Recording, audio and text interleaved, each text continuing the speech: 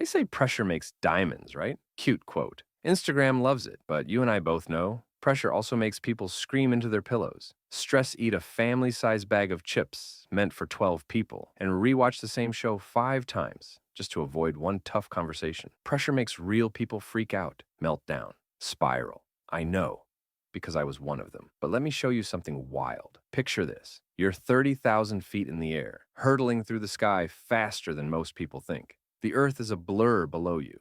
You're strapped into a cockpit. Every button has a purpose. Every second counts. One twitch of a muscle, too early or too late, and it's game over. You're a fighter pilot. And up here, there's no time to process your emotions, no time to take a breather or journal your feelings. You've got seconds, maybe less. You can't flinch, you can't freeze. You have to respond with precision, with calm, with control. Now you might be thinking, cool story, Joe, but I'm not in a fighter jet. I'm just trying to survive Monday. Yeah, but here's the twist. You are a fighter pilot every single day. Your cockpit, it's your brain. Your battlefield, it's your job, your family, your thoughts, your phone buzzing with a message that shakes your whole mood. That moment when someone says that one thing that triggers you and your body wants to go full soap opera meltdown, but you're standing in line at Starbucks. Welcome to the mental dogfight. And most of us, we're flying blind. I was too. I didn't grow up stoic. I wasn't born calm. I was the king of overthinking. I'd spiral over texts, rehearse arguments in the shower, panic if someone used a period instead of an emoji. I was emotionally twitchy, like a cat in a thunderstorm.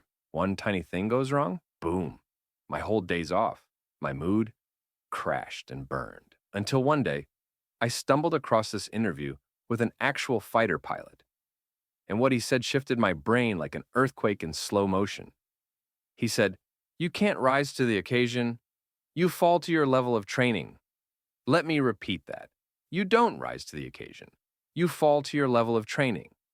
When everything goes wrong, your instincts take over. Not your dreams, not your vision board, not your favorite motivational quote. Your reflexes.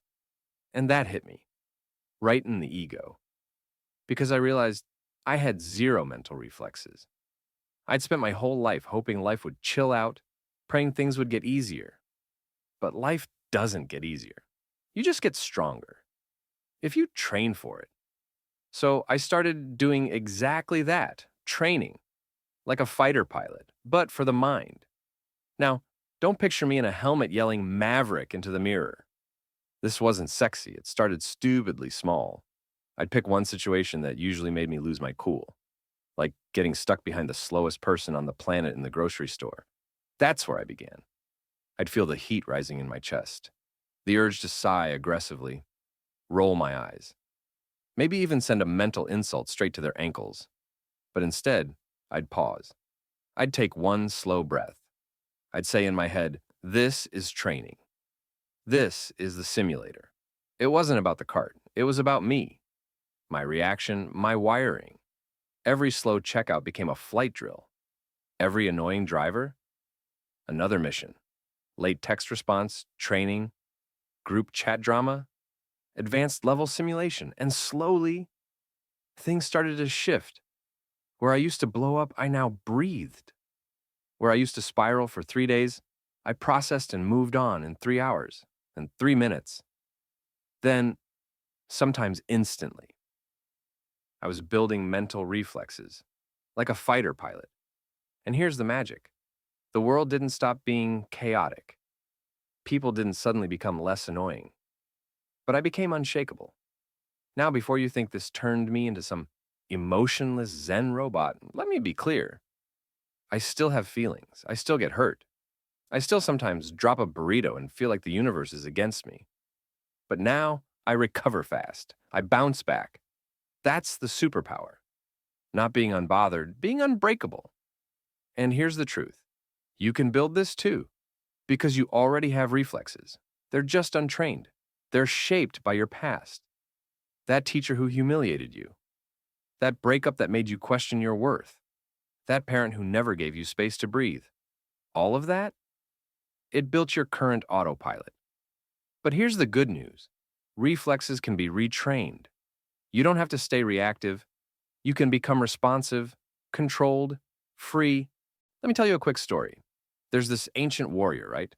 Every morning before the sun even stretches, he wakes up. Rain or shine, no excuses. He sharpens his blade.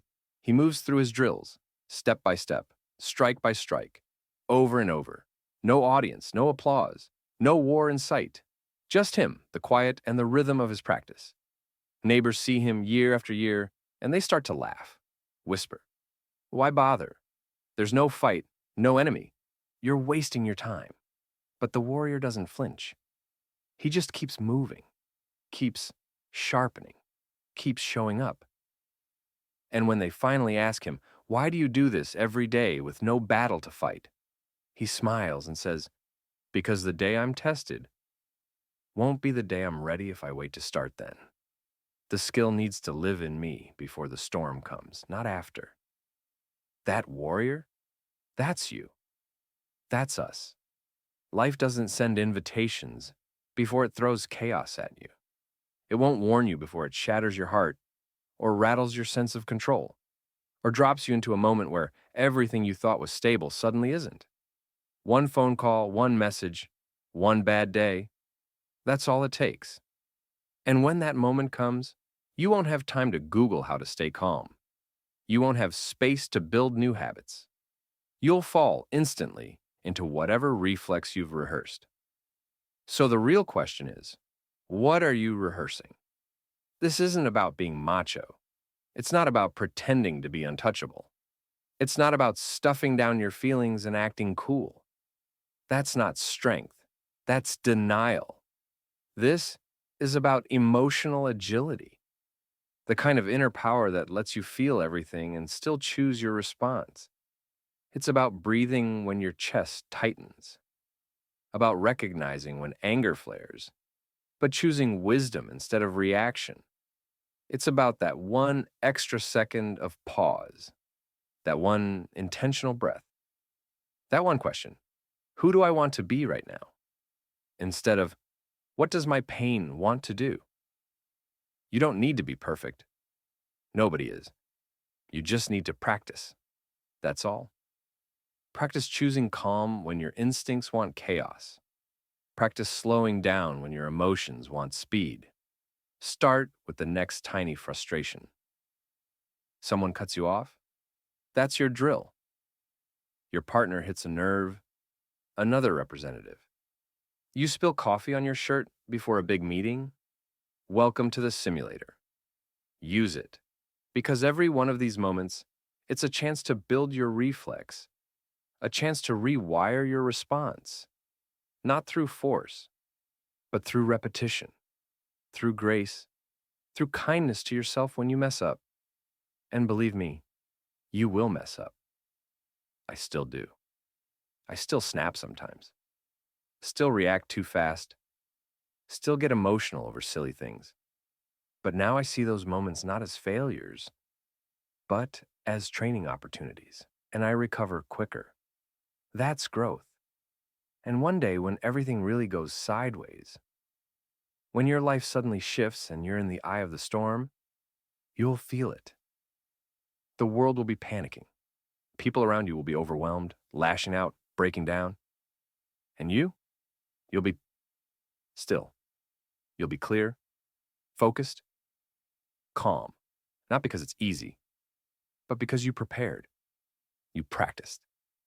You trained when it didn't matter, so you could perform when it did. And someone will look at you and say, "How are you so calm right now?" And you'll smile, not out of arrogance, but out of quiet pride, and say, "Because I trained for this." You earned that calm. You built that reflex. And now, no matter how rough the skies get, you don't break, you fly.